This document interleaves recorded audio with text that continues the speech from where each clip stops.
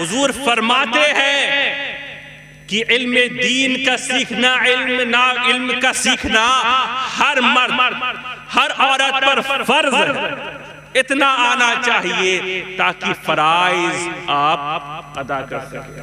آپ کو نماز آنی چاہیے، آپ کے روزے کے مسائل آنی چاہیے، یہ ہر قرآن پڑھنا آنا چاہیے۔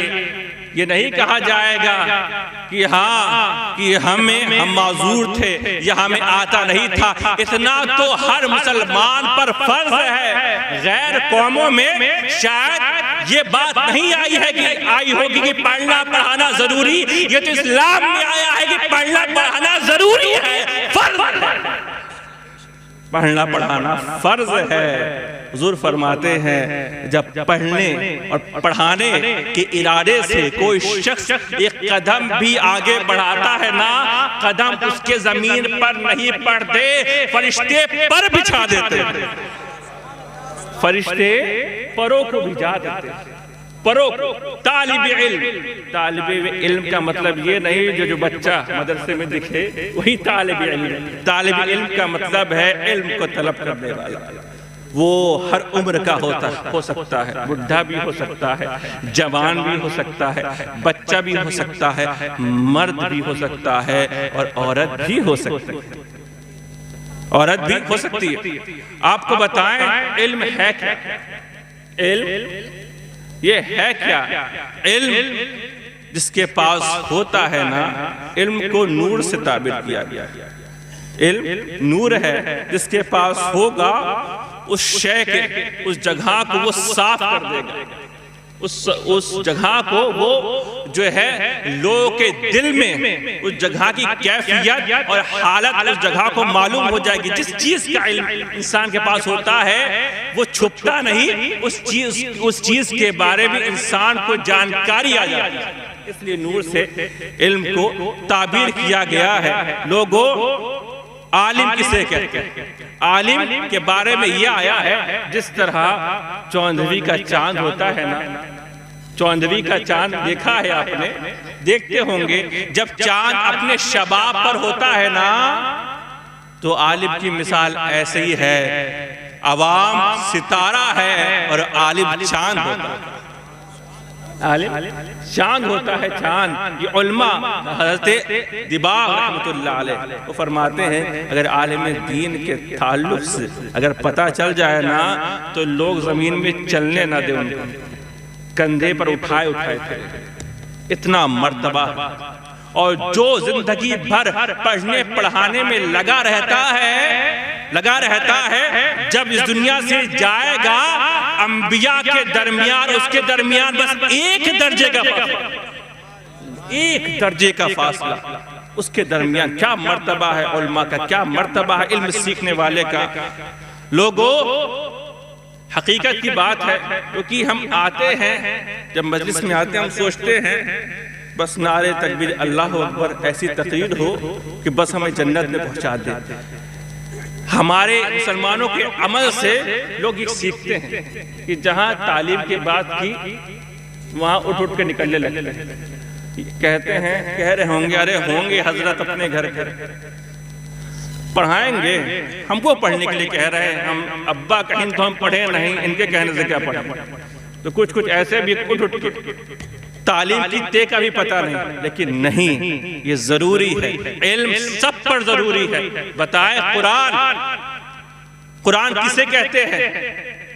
حضرت داتا گنج بخش علی حجویری رحمت اللہ علیہ سے کسی نے پوچھا قرآن ہے کیا اور قرآن کے بارے میں کیا آیا ہے؟ تو فرماتے ہیں کہ حضور نے فرمایا کہ اتلو القرآن وابکو وَإِن لَّمْ تَبْقُوا تَبَاكُوا، لوگوں قرآن پڑھا کرو تو رویا کرو، قرآن پڑھا کرو تو رویا کرو، اگر رونا نہ آئے تو رونے جیسا چہرہ بنا لو، رونے جیسا چہرہ بنا لو۔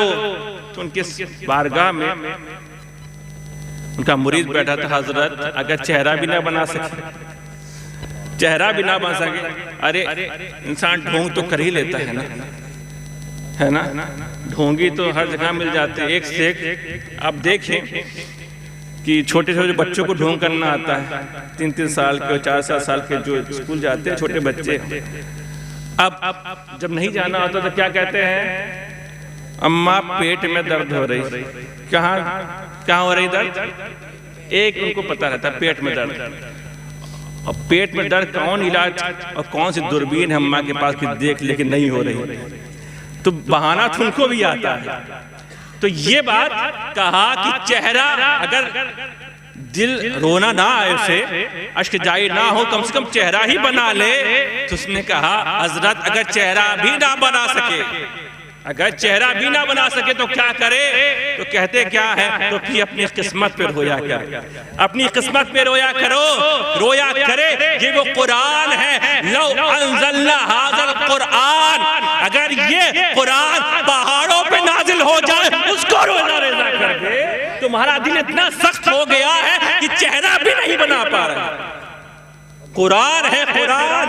قرآن یہ سال ثواب کے لیے صرف نہیں کہ مدرسہ کھول دیا گیا علاقے میں، بس جو مرا بس حافظ جی کو بلا لو. قرآن اس لیے نہیں ہے، قرآن پوری کائنات کی ہدایت کے لیے آیا ہے، پوری کائنات کی ہدایت کے لیے آیا ہے. پوری کائنات کے بزرگ فرماتے ہیں، اولیاء اللہ فرماتے ہیں کہ جب ہمیں اللہ کی باتیں سننے کا من کرتا ہے، ہم قرآن پڑھنا شروع کر دیتے ہیں، قرآن پڑھنا شروع کر دیتے ہیں. اور جب رب سے باتیں کرنے کا من کرتا ہے تو نماز شروع کر دیتے ہیں، نماز شروع کر دیتے ہیں. یہ قرآن ہے کیا؟ قرآن کیا ہے؟ ذالک الکتاب لا ریب فیہ. میں بتاؤں، حضرت امام شافعی رحمت اللہ علیہ نے ایک کتاب لکھی، اپنے وقت کا امام جس کی ہم ابتدا کرتے ہیں. شافعی مسلک کے ماننے والے بہت دنیا میں، انہوں نے ایک کتاب لکھی، خود سے لکھی، پھر اپنے شاگرد کو دیا. شاگرد کو دیا، کہا بیٹا پڑھو، بیٹا پڑھو. پڑھتا ہے، غلطی نکالتا ہے، کہا پھر سے پڑھو. پھر پڑھتا ہے، پھر غلطی نکالتے ہیں، کہا پھر پڑھو بیٹے. پھر پڑھتا ہے، پھر غلطی نکالتے، حتیٰ کہ 70 بار. کتنی بار؟ 70 بار امام شافعی اپنی ہی لکھی ہوئی کتاب اپنے شاگرد سے پڑھواتے ہیں، اور 70 بار اپنی کتاب میں اپنی ہی غلطی نکالتے ہیں. اور پھر 70 بار کے بعد کہتے ہیں دا ہو چھوڑ دو، دا ہو چھوڑ دو. شافعی کی کتاب کو یہ اعزاز حاصل نہیں اس میں غلطی نہ ہو، یہ اعزاز صرف قرآن کریم کو حاصل ہے.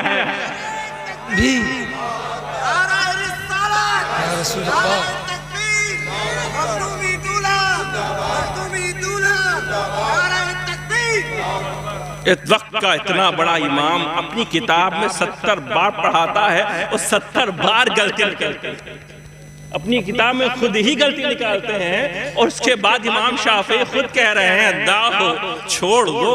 شافعی کی کتاب کو یہ اعزاز حاصل نہیں کہ اس میں غلطی نہ ہو، یہ تو قرآن کو حاصل ہے. جب اٹھاؤ تو پہلے ہی لکھا ہوتا ہے الف لام میم ذالک الکتاب لا ریب فیہ. یہ وہ کتاب ہے، اس میں شک کا گمان بھی نہیں ہوگا. نعرہ تکبیر، نعرہ رسالت، جشن قرآن، جشن قرآن. ذالک الکتاب لا ریب فیہ. یہ وہ کتاب ہے، اس میں کوئی شک. بتاؤں، جب بات آتی ہے میں بتاؤں، حضرت جنید بغدادی سید الطائفہ جنید بغدادی نے اپنی محنت و مشقت سے 12 سال، کتنی؟ 12 سال کی محنت سے ایک کتاب لکھی کتاب. پھر اس کے بعد پھر 12 سال غور کرتے رہے اپنی کتاب پر غور کرتے رہے کہ اس میں کوئی غلطی نہ ہو. پھر اس کے بعد پھر 12 سال اس کی نوک پلک جو ہے سوارتے رہے، اس کی فصاحت و بلاغت کو دیکھتے رہے، استعارہ کنایہ سب کو دیکھتے رہے، شریعت و طریقت ٹکرا نہ جائے اس کو دیکھتے رہے. اس کو دیکھتے رہے 36 سال میں ایک کتاب لکھی. کس نے؟ سیدنا جنید بغدادی. 36 سال میں. اور جب 36 سال ہو گئے ایک صندوق میں رکھتے تھے اس کتاب کو, کسی کو نہیں بتایا تھا. اٹھایا اپنے مرید کو بلایا, کہا ادھر آؤ, اس کتاب کو اٹھاؤ اور لے جاؤ دریا میں ڈال دینا. اس صندوق کو اٹھاؤ دریا میں ڈال دینا. اس کو پتا نہیں تھا اس میں کیا ہے. اب پیر صاحب نے کہا ہے تو اس نے حکم کی تعمیل کی. یہ پوچھا نہیں کہ اٹھایا صندوق, لے گیا دریا میں اور ڈالا.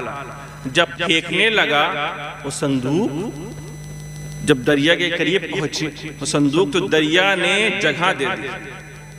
دریا پھٹ گئی اور صندوق اس کے اندر. صندوق اس کے اندر. جب اس نے یہ دیکھا کہ دریا نے جگہ دے دی, صندوق کو سنبھال لیا, تب اس کی حیرت کی انتہا نہیں رہی کہ حضرت یہ ایسی کون سی قیمتی چیز ہے جو مجھے دی ہے ڈالنے کے لیے, اور یہ عالم ہے کہ دریا جسے جگہ دے دے. تو آتا ہے حضرت جنید بغدادی کی بارگاہ میں, کہتا ہے حضرت اگر میرے ساتھ یہ معاملہ نہ ہوا ہوتا کہ دریا یہ کیا ہوتا, میں آپ سے کبھی نہ پوچھتا, آپ بتائیں اس میں ہے کیا تھا اس صندوق میں. تو فرماتے ہیں کہ میں نے 36 سال کی محنت سے ایک کتاب لکھی, اور جب لکھ لی اس کے بعد میرے قرآن اٹھا کے پڑھا, جب دیکھا تو بس یہی مجھے سمجھ میں آیا, اے جنید 36 سال کی محنت تمہاری ایک طرف, قرآن کی ایک آیت ایک طرف. نعرہ تکبیر, نعرہ رسالت. اللہ اکبر, کیا عالم ہے قرآن کا. ہم نے قرآن کو نہیں سمجھا, ہم قرآن کو نہیں سمجھتے, بس سوچتے ہیں بس کوئی ٹپکے اور بلاؤ, کوئی مرے اور بلا لو, بس اس لیے نہیں. قرآن پوری دنیا کو ہدایت دینے کے لیے آیا ہے. میں بتاؤں کہ کتنا ضروری ہے. حضور صلی اللہ علیہ وسلم 5 سال کی عمر ہے. کتنی؟ 5 سال کی. مقام ابوا میں ہے. کہاں؟ مقام ابوا میں. وہ مقام جہاں حضرت آمنہ کی قبر مبارک ہے. اس کی حضور اکرم صلی اللہ علیہ وسلم کی امی جان کی قبر مبارک ہے. 5 سال کے حضور تھے تو اسی وقت انتقال ہوا. سیدہ آمنہ رضی اللہ تعالی عنہا, ان کو پتہ چل گیا کہ میں جانے والی ہوں, تو حضور کو گلے لگاتی اور کہتی ہیں اے محمد صلی اللہ علیہ وسلم, اے محمد ہر چیز کو مٹ جانا ہے, جو شے ہے, جو چیز ہے اس کو مٹ جانا ہے, ہر چیز کو فنا ہو جانا ہے. ذات جو باقی رہے گی وہ صرف خدا کی ذات ہے, وہ ہمیشہ سے ہے اور ہمیشہ سے رہے گی. اے محمد جو آیا ہے اس کو جانا ہے, جو آیا ہے اس کو جانا ہے. اے محمد مت گھبرانا, ذکر باقی ولد تہرا. اے محمد مت گھبرانا, میرا ذکر نہیں مٹنے والا, میں نے محمد کو پیدا کیا ہے. میں نے محمد کو پیدا کیا ہے, میں نے محمد کو پیدا کیا ہے. کیا کہتی ہے, ارے اس کا ذکر کیسے مٹے گا, اس آمنہ کا ذکر کیسے مٹے گا جس کا بیٹا محمد مصطفیٰ ہو. نعرہ تکبیر, نعرہ رسالت, نعرہ حیدری, مخدومی دولہ, فیضان نوشاہی. نعرہ تکبیر, نعرہ رسالت. لوگو جب بیٹا ایسا ہو تو ماں کو نہیں بھلایا جاتا, ماں باپ کو نہیں بلایا جاتا. ماں اگر غوث اعظم کی ہو اور غوث اعظم پیٹ میں ہو, تلاوت کرتی ہو تو بیٹا پیدا ہوگا تو حافظ بن کر پیدا ہوگا, حافظ بن کر پیدا ہو. ماں ام الورا ہو، ماں غیاث ماں ابو صالح موسیٰ جنگی دوست ہو تو بیٹا غوث اعظم بن کر پیدا ہوتا ہے، ماں ماہ نور ہو اور باپ غیاث الدین ہو تو بیٹا ہندوستان کا راجہ خواجہ مہاراجہ کہلاتا ہے، ماں وقتی خدیجہ ہو اور باپ ابراہیم نور بخشی ہو تو بیٹا مخدوم اشرف غوث العالم بن کر چمکتا ہے، اور باپ اگر سلطان الواعظین ہو، باپ اگر سلطان الواعظین ہو تو بیٹا سرکار بلا بن کر چمکتا ہے۔ نعرہ تکبیر، نعرہ رسالت، عالم ربانی، عالم ربانی، ہم شبیہ غوث جیلہ، ہم شبیہ غوث جیلہ، فیضان نوشاہی، نوشاہی دولہ، ذکرہ باکن ولست الطہرہ۔ مطلب کیا؟ مطلب یہ ہے لوگوں جب دنیا سے جاتا ہے نا، کوئی جاتا ہے تو 3 اعمال ایسے ہیں جو مرنے والے کے کام آتے۔ 3 اعمال کیا؟ اس نے صدقہ جاریہ کیا، یعنی مدرسے میں پیسہ لگایا، مدرسے میں پیسہ لگایا ہو، سمجھے؟ آپ کو بتایا پیسہ کتنا بڑا اس کا مرتبہ ملتا ہے؟ طالب علم ایک آیت پڑھے، ایک آیت، اگر کسی دن ایک آیت سیکھے 100 نفل پڑھنے کے برابر، معنی الحمدللہ رب العالمین۔ اگر آپ جا کے مدرسے میں سیکھیں صرف اتنا الحمدللہ رب العالمین، اس سامنے 100 نوافل برابر، اور اگر ایک باب سیکھ لے دین کا کہ ہاتھوں کو کیسے دھویا جائے، 1000 رکعت پڑھنے کے برابر۔ اب بتاؤ کتنا آسان ہے، 1000 رکعت۔ یہاں تو جمعہ نہیں پڑھتے لوگ، ہے نا؟ ہاں 5 وقت تو دور کی بات ہے، جمعہ بھی، اور وہ بھی وہ لوگ ہیں کہ جنہوں سنا ہوا ہے کہ اگر تیسرا جمعہ چھوڑیں گے تو کافر ہی ہو جائیں گے، تو 2 میں تو نہیں دکھتے، تیسرے میں ضرور آ جاتے ہیں کہ کافر نہ ہو جائے۔ ایسے لوگ اسلام دنیا میں ہوتے ہیں، اللہ سب کو ہدایت دے۔ مطلب یہ ہے کہنے کا کہ یہ عالم ہے، آپ معمولی نہ سمجھے، جب پڑھنے والے کا یہ عالم ہے، جو ان کا ساتھ دے گا اس کا کیا عالم ہوگا۔ ایک پیسہ لگاؤ، ایک پیسہ، کتنا بڑا مرتبہ۔ جب تک وہ پڑھے گا، جب تک وہ پڑھائے گا، جس کو پڑھائے گا جب تک رہے گا، ثواب پہنچتا رہے گا۔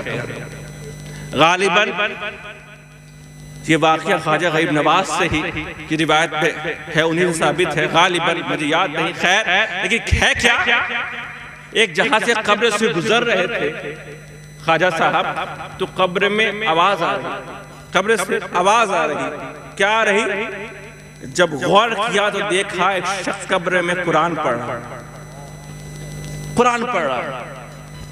اب خواجہ صاحب نے، خواجہ غریب نواز نے پوچھا، اے شخص، میں نے تو سنا ہے قبر میں یہ سب عبادت و ریاضت، نماز روزہ، یہ کہاں ہوگا، اور تم قرآن بیٹھے پڑھ رہے ہو، یہ کہاں سے تمہیں مل گیا، یہ کہاں سے تمہیں مل گیا؟ تو عرض کرتے ہیں، حضرت میں جب دنیا میں زندہ تھا تو قرآن پڑھنا مجھے بہت پسند تھا، قرآن پڑھنا مجھے پسند تھا، اور میں نے اللہ کی بارگاہ میں عرض کیا، اے اللہ تو مجھے کچھ دینا چاہتا ہے تو مجھے قبر میں وہ چیز دے جو مجھے دنیا میں محبوب تھی، تو اللہ تعالیٰ نے مجھ پر فضل و کرم کیا اور مجھے قرآن پڑھنے کی اجازت دے دی، قرآن پڑھنے کی۔ تو سیدنا خواجہ غریب نواز پوچھتے کتنا پڑھ لیے ہو؟ کہا حضرت 1000 مرتبہ قرآن ختم کر چکا ہوں۔ کتنے مرتبہ؟ 1000 مرتبہ، 1000 مرتبہ قرآن ختم کر چکا ہوں۔ تو کہتا ہے حضرت لیکن ایک بات میں عرض کرتا ہوں، آپ میری مدد کریں گے، میری بات مانیں گے؟ کہا ہاں بولو۔ کہا یہ جو کچھ میں نے پڑھا ہے میں آپ کو دیتا ہوں، اس کا ثواب اس کو جو ہے میں آپ کو دیتا ہوں، آپ میرے لیے بس دنیا سے سبحان اللہ بول دیں۔ کیا سبحان اللہ بول سبحان اللہ بول دیں. مطلب کیا؟ قبر میں اعمال وہ کام آئیں گے جو دنیا میں ہم کریں گے. مطلب یہ ہے یہاں پر ایک بار سبحان اللہ پڑھنا قبر میں 1000 مرتبہ قرآن پڑھنے کے برابر ہے. یعنی ایک بار سبحان اللہ کہا تو ثواب ملتا ہے. مردوں کو ملتا ہے، قبر والوں کو. تو تم غنیمت سمجھو ابھی زندہ ہو، پھر قبر میں کچھ بھی کرتے رہ جاؤ، کچھ نہیں کام آنے والا. یہاں کی ہماری نیکی قبر کی اور حشر میں کام آئے گی. ہمیں یاد رکھو، آپ نے اگر تھوڑا بھی پڑھا ہوگا تو آپ جانتے ہوں گے جب کسی کا انتقال ہوتا ہے نا تو حکم کیا ہے. اگر رشتہ داروں میں کوئی نماز پڑھانا جانتا ہے تو حق اس کا ہے. باپ مرا، اگر بیٹا عالم ہے، حافظ ہے تو حق اس کا ہے کہ وہ پڑھائے. بیٹا مرا تو باپ پڑھائے. یہ ہے. وہاں یہ نہیں دیکھا جاتا کہ کون اس مجلس میں اور اس علاقے میں سب سے بڑا عالم ہے، یہ نہیں دیکھا جاتا. یہ امامت کون ہے، امام کسے ہونا چاہیے، نہیں دیکھا جاتا. کیوں؟ اس لیے کہ رب کو پسند ہے کہ وہ پڑھائے جو قریبی ہو. اب اچھا ٹھیک ہے، اگر آپ کے گھر میں غمی ہو جائے یا کوئی بیمار ہو جائے یا کسی کو لا علاج مرض ہو جائے، اگر آپ کے باپ بیمار ہو، سچی محبت کرتا ہو باپ سے، تو بیٹا دل سے اور روز دھو کے دعا کرے گا. اور امام صاحب اور ہم سے حضرت دعا کر دیجئے. پرچی لاؤ، نہ دیکھا نہ دکھا، پرچی دکھایا دعا کر دیا. تو ہم نے تو رسم ادا کر دیا نا.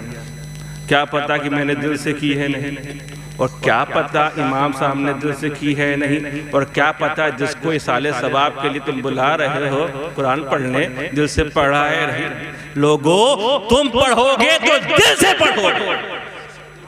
اتنا تو آنا چاہیے سب کو یار کہ ہم قرآن پڑھ سکے، صحیح پڑھ سکے، نماز ادا کر سکے. جو آئے وہ پڑھو، آتا ہے جو آئے وہ پڑھو، اس کا ثواب پہنچے گا تمہارے ماں باپ یا جو بھی دنیا میں گئے. تو ضروری ہے قرآن سیکھنا، تجوید کے ساتھ سیکھنا، اچھے سے ساتھ سب کو سیکھنا چاہیے. سب کو سیکھنا چاہیے تاکہ ہم دل سے پڑھ تو سکیں، دل لگا کے پڑھ تو سکے. ہم نے تو چھوڑ دیا ہے مدرسوں پر، مدرسوں پر، بچوں پر، اور بیچارے یہ لوگ آپ کے بڑے کام آتے ہیں. اور جب کسی کا انتقال ہوتا ہے آپ دیکھتے ہیں ارے اب کیا کریں، کیسے رسالے ثواب پہنچائیں. اب جاتے ہیں اور وہ بھی کیسا کھانا. کبھی اپنے اس مال سے آپ نہیں دیتے مدرسے میں زکوٰۃ کے علاوہ. سوچتے بس زکوٰۃ کیا نکلتی ہے، مدرسے میں دے دو تاکہ ہماری زکوٰۃ ادا ہو جائے. ایسا نہیں ہے. آپ وہ مال جو اس کو گھر سنوارنے میں آپ خرچ کر رہے ہیں، آپ مدرسے کو سنوارے. لوگوں وہ مال گھر کو سنوارو گے تو زندگی سنورے گی، اور مدرسے میں لگاؤ گے تو قبر اور حشر سنور جائے گا. مال وہی کام آئے گا.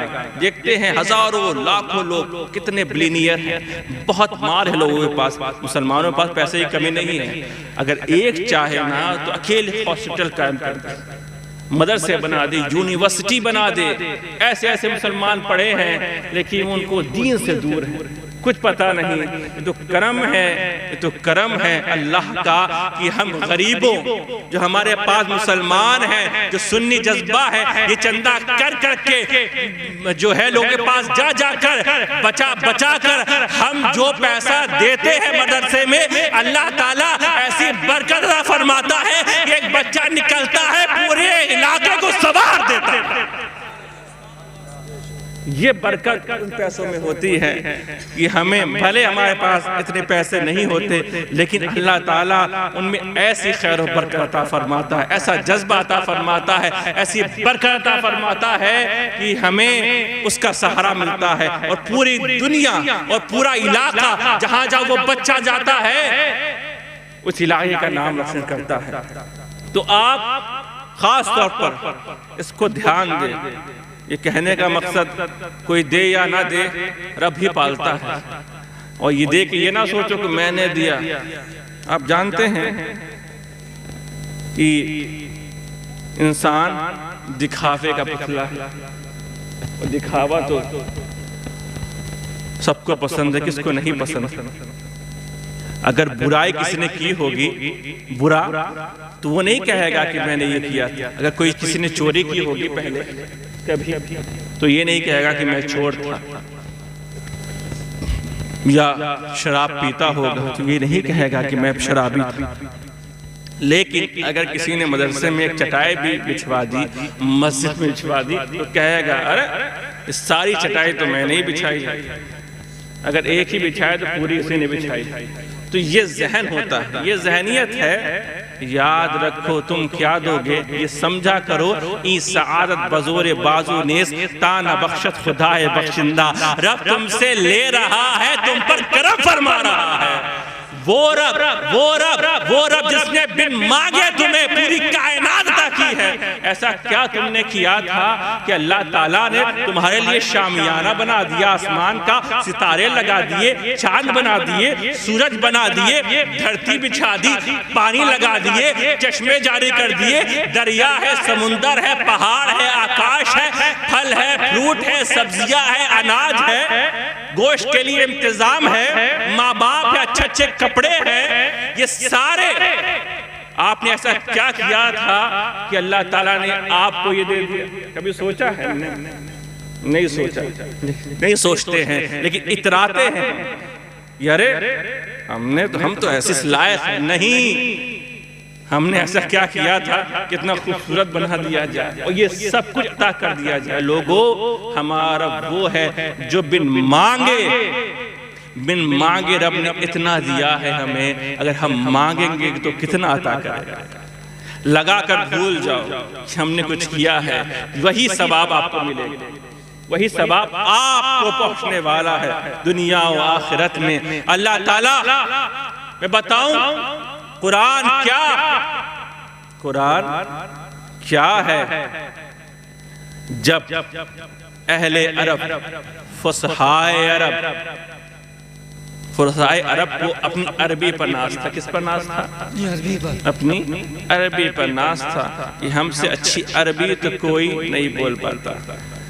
جب ان کو عربی پر ناز تھا اور اوکاز کا میلہ. کیا میلہ؟ اوکاز. اس زمانے میں ایک میلہ لگتا تھا سال میں، اوکاز. اس میلے میں شعراء اپنے اشعار آرٹیکل پیش کرتے تھے اور جس کا آرٹیکل سب سے اچھا ہوتا اس کو سونے کے پانی سے لکھ کر کعبے کی دیوار پر لگا دیا جاتا. کعبے کی دیوار پر لگایا جاتا تھا. اس آرٹیکل کو مقابلہ جس کا سب سے اچھا ہوتا کعبے کی دیوار پر لگا دیا جاتا. اور السبعۃ المعلقہ غالباً یہ آرٹیکلز وہ جو آج مدرسے میں جو ہے مدرسوں میں پڑھائے جاتے ہیں، وہ آرٹیکل جو فصحائے عرب نے لکھے تھے. یہ آرٹیکل جن کو اپنی عربی پر ناز تھا کہ ہم عربی آتی ہے اور یہ عربی اس طرح بولنا بھی ایک بہت بڑا جادو ہے، چمتکار ہے. لیکن جب ان کو ناز تھا نا تو اللہ نے اپنے قرآن میں سورہ کوثر کو بھیجا اور کہا اے صحابہ اس کو جا کر کعبے کے دیوار پر لگا دو اور ان کے اشعار کے سامنے لگا دو. سورہ کوثر کو کعبے کی دیوار پر جب لٹکایا گیا، یہ فصحائے عرب آتے ہیں، طواف کرتے ہیں اور جب سورہ کوثر کو دیکھتے ہیں اور پڑھتے ہیں اِنَّا أَعْطَيْنَاكَ الْكَوْثَرَ فَصَلِّ لِرَبِّكَ وَانْحَرْ إِنَّ شَانِئَكَ هُوَ الْأَبْتَرُ. یہ فصحاء ان کو اپنی عربی پر ناز تھا. کہتے ہیں مَا هَذَا كَلَامُ الْبَشَرِ. یہ سورہ کوثر بشر کا کلام نہیں لگ رہا، خدا کا کلام لگ رہا. خدا کا کلام. یہ سورہ کوثر قرآن بائبل چینج ہو گئی، انجیل چینج ہو گئی، زبور چینج ہو گئی. یہ یہود و نصارہ نے سوچا تھا قرآن آیا بدل دیں گے، بدل. رب نے فرمایا تمہارے سوچنے سے پہلے میں کہتا ہوں فاتو بکتاب، لے آؤ قرآن کی طرح کتاب، لے آؤ قرآن کی طرح کتاب. نہیں لا پائے.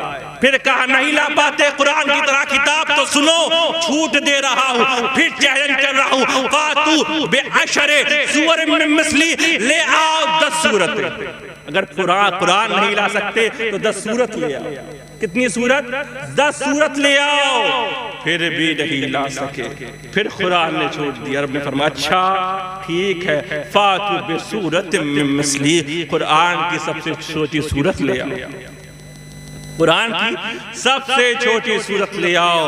اور جب سورہ کوثر آئی ہے تو اِنَّا أَعْطَيْنَاكَ الْكَوْثَرَ فَصَلِّ لِرَبِّكَ وَانْحَرْ إِنَّا شَانِئَكَ هُوَ الْأَبْتَرُ جب پڑھا ہے تو فصحائے عرب اشعث رہ گئے اور خود کہنے لگے ما ھذا کلام البشر, یہ زبان محمد سے کلام نکلا ہے, یہ کلام محمد نہیں لگ رہا, کلام خدا لگ رہا. پھر صحابہ نے کہا اس کا مقابلہ, اس کے مقابلے میں لے آؤ. تو آتا ہے کہ 7 ہفتوں تک, اور ایک روایت میں آتا ہے 7 مہینوں تک لٹکی رہی. سورہ کوثر کعبے میں لٹکی رہی, لیکن یہ فصحائے رب دیکھتے ہی رہ گئے اور لا نہ پائے. آخر میں کیا, کسی نے چالاکی کی اور آگے بڑھا دیا ما ھذا کلام البشر. کچھ چینج تو نہیں کر سکے, سوچا کہ بڑھا دیتے ہیں تو لوگ سمجھیں کہ 3 آیتوں پہ نہیں ہے, 4 آیتوں پہ مشتمل ہے. تو ایک شاعر آتا ہے, بہت دور سے آتا ہے, وہ کعبے کا طواف کرتا ہے سورہ کوثر کو پڑھتا ہے اور کہتا ہے اِنَّا أَعْطَيْنَاكَ الْكَوْثَرَ فَصَلِّ لِرَبِّكَ وَانْحَرْ إِنَّا شَانِئَكَ هُوَ الْأَبْتَرُ. ما ھذا جب ماں پہ پہنچتا ہے رک جاتا ہے, پڑھ نہیں پاتا. 3-4 بار دہراتا ہے اور پڑھ نہیں پاتا. پھر وہ اس وقت گھیلا اٹھاتا ہے اور ایرو لگاتا ہے. کہا پہلے 3 آیتیں یہ تو کسی بشر کی نہیں, لیکن ھذا کلام البشر, یہ چوتھا بڑھایا گیا, یہ بشر کا کلام لگ رہا ہے. یہ قرآن کا اعجاز ہے, قرآن ہے قرآن, اس کا دامن پکڑو کبھی گمراہ نہ ہوگے. ایک واقعہ یاد آتا ہے, سن لیں. سیارہ ڈائجسٹ ایک کتاب نکلتی تھی, اس میں یہ واقعہ ہے, بنارس کا واقعہ ہے. کسی کا انتقال ہوا, قبر کھودی گئی اور باجو والے کی قبر کھلی اور دیکھا مردہ لیٹا ہے, ناک کے سامنے پھول کھلا. باجو والے کی قبر کھلی, مردہ ہے اور گلاب کا پھول بڑا سا ناک کے سامنے کھلا. اب لوگوں نے دیکھا ارے مردے کے ناک کے سامنے گلاب کا پھول, یقیناً یہ کوئی نیک شخص ہوگا. پتہ لگایا یہ کون تھا, اس کے گھر گئے تو پوچھا کہ یہ تمہارے میاں کی قبر ہے؟ کہا ہاں. کہا ایسا کیا کرتا تھا کہ اللہ تعالیٰ نے اس کے ساتھ یہ معاملہ کیا؟ یہ معاملہ کیا؟ کہتی ہے ایسا کچھ تو خاص نیک کام نہیں کرتا تھا. سوچتی ہے کہ ہاں مجھے یاد آیا, وہ پڑھا لکھا نہیں تھا. کیا پڑھا لکھا نہیں تھا, لیکن جب ضعیف ہوا تو قرآن کھول کر بیٹھ جاتا, قرآن کھول کر بیٹھ جاتا تھا اور انگلی رکھتا تھا, کہتا تھا اے اللہ یہ تیرا کلام ہے, سمجھ میں نہیں آ رہا لیکن حق ہے, جو تو نے لکھا ہے سچ ہے, جو تو کہہ رہا ہے یہ حق ہے. اے اللہ سمجھ میں نہیں آ رہا لیکن بڑا پیارا دکھ رہا ہے, بہت پیارا لگ رہا ہے. تو یہ انداز سے وہ قرآن کی تلاوت کرتا تھا. تو لوگوں جو قرآن سے ایسی محبت کرے, رب اس کی قبر میں ناک کے سامنے گلاب کا پھول کھلا دیتا ہے. تو جو لوگ حافظ قرآن ہو ان کا کیا مرتبہ ہوگا, اور جو قرآن کی تلاوتیں کرتے ہوں ان کا کیا مرتبہ ہوگا. بتاؤ یہ پڑھنا کیا ہے؟ قرآن وَمَا يَنْتِقُ عَنِ الْحَوَىٰ إِنْ هُوَ إِلَّا وَحْيٌ يُوحَىٰ. اے حبیب جب تم بولتے ہو تو وحی الہی ہوتی, وحی الہی. غوث اعظم 40 سال تک, سیدنا غوث اعظم نے 40 سال تک پڑھایا ہے. جو بچہ غریب ہوتا تھا اپنا پیسہ دے کر, خود پیسہ دے کر اس کو پڑھاتے تھے 40 سال تک, اور پڑھایا. حضور خواب میں آئے, اور کہیں اے بیٹے تقریر کیوں نہیں کرتے، کیونکہ وقت بہت ہو گیا، آخری بات سن لے پھر رخصت ہوتا ہوں. تقریر کیوں نہیں کرتے؟ غوث اعظم تو عجمی تھے نا، اور فصحا سارے عرب والے بیٹھے ہوئے تو کہتے ہیں یا رسول اللہ یہ عرب والے ہیں، ایک سے بڑھ کر فقیہ ہے، ایک سے بڑھ کر محدث ہے، مفسر ہے، اس میں بہترین لوگ بیٹھے ہیں، میں تقریر کیسے کروں؟ کہتے ہیں اے عبد القادر گھبراتے کیوں ہو، ہم اہل بیت ایسے بولتے ہیں. لو آپ نکالا 7 بار منہ میں ڈالا، 7 بار منہ میں ڈالا، پھر مولا علی کرم اللہ وجہ الکریم خواب میں آتے ہیں، وہ 6 بار ڈالتے ہیں. غوث اعظم نے عرض کیا اے مولا کائنات شیر خدا خیبر شکن شاہ زبان، آپ نے 6 بار کیوں ڈالا؟ آقا نے تو 7 بار ڈالا. کہا اے عبد القادر اے بیٹے میں حضور کے برابر تو ہو نہیں سکتا نا، حضور کے برابر تو نہیں ہو سکتا نا. لوگوں حضور کو اپنے برابر کہنے والے مولا کائنات خواب میں بھی حضور کو اپنے برابر نہیں سمجھتے، خواب میں بھی آپ خود کو حضور کے برابر نہیں سمجھتے تھے. میں تو غلام ہوں نا، میں غلام ہوں. 6 بار ڈالا. پھر غوث اعظم جب اٹھتے ہیں اور سامنے لوگ ہیں، 70,000 کا مجمع، کتنا؟ 70,000 کا مجمع ہے، اور لعاب مصطفیٰ جو گیا ہے اور کہتے ہیں یا اسرائیلیوں قف، اے اسرائیلی، اے اڑتے ہوئے خضر اڑتے ہوئے جا رہے، ٹھہر جا، اسما کلام محمدی، اس محمدی کا کلام تو سنتا جا. تو نے موسیٰ کو حیرت میں ڈالا تھا، میں تجھے حیرت میں ڈالا. حضرت خضر اڑتے ہوئے جا رہے تھے، خضر علیہ السلام ان کو اشارہ کرتے اب تم سے کیا کہنا اے خضر، اس نے موسیٰ کو حیرت میں ڈالا تھا، ذرا نیچے تو آ، اس محمدی کا کلام تو سنتا جا. اور جب غوث اعظم نے بیان کیا ہے لوگوں، بیان کیا ہے، علامہ ابن جوزی جیسا شخص، علامہ ابن جوزی جیسا شخص. علامہ ابن جوزی کسے کہتے ہیں؟ جو تصوف کو لے آؤ. علامہ ابن جوزی جیسا شخص، ابن جوزی کسے کہتے ہیں؟ جو تصوف کو نہیں مانتے. کہا یہ طریقت کچھ نہیں، یہ تصوف سر سے اوپر، مجھے سمجھ میں نہیں آتا. وہ آئے بیٹھے تھے مجلس میں، اور غوث اعظم یہ نہیں کہ جیسے ہم لوگ کی طرح موضوع دے دیا جائے، تیاری کر کے آئے اور فٹافٹ بولنے لگے. نہیں، قاری کوئی بھی آیت تلاوت کرتا، غوث اعظم اس کی تفسیر بیان کرتے. تلاوت ہوئی، غوث اعظم نے تفسیر بیان کی تو علامہ ابن جوزی کے ساتھ ان کا شاگرد بیٹھا تھا، غوث اعظم سے مرید تھا. جب حضور غوث اعظم نے ایک آیت کی تفسیر بیان کی تو دیکھتا ہے استاد کی طرف، پڑھاتے تھے. کہا پتا ہے؟ کہا جانتا ہوں. علامہ ابن جوزی نے کہا میں جانتا ہوں. پھر دوسری تفسیر، پھر دیکھا، کہا جانتا ہوں. تیسری، چوتھی، پانچویں، چھٹی، 12 تفسیر. کتنی؟ اس آیت کی 12 تفسیر غوث اعظم نے بیان کی. 12 کے 12 میں ہاں کرتے رہے. پھر غوث اعظم نے جو علی کا جلوہ دکھایا ہے، باب العلم کے علم کا جوہر دکھایا ہے، 12 کے بعد 40 تفسیر بیان کی، اور 12 کے بعد ہر بار کہتے تھے ابن جوزی کو نہیں پتا، ابن جوزی کو نہیں پتا، ابن جوزی کو نہیں پتا. ابن جوزی جو تصوف نہیں سمجھتے تھے، کہا نہیں تصوف کچھ نہیں ہوتا، طریقت یہ حال کچھ نہیں ہوتا. 40 بیان کی اور پھر کہتے ہیں غوث اعظم یہ تو ظاہری تفسیر تھی، اب میں باطنی تفسیر بیان کرتا ہوں. میں باطنی تفسیر بیان کرتا ہوں. اور جب 40 کے بعد غوث اعظم نے طریقت دکھائی ہے، تصوف دکھایا ہے، وہ علامہ ابن جوزی جو تصوف کو نہیں مانتے تھے کھڑے ہوتے ہیں اور اپنا جبہ پھاڑ لیتے ہیں، غوث اعظم کے دہات پر بیٹھ ہو جاتے ہیں.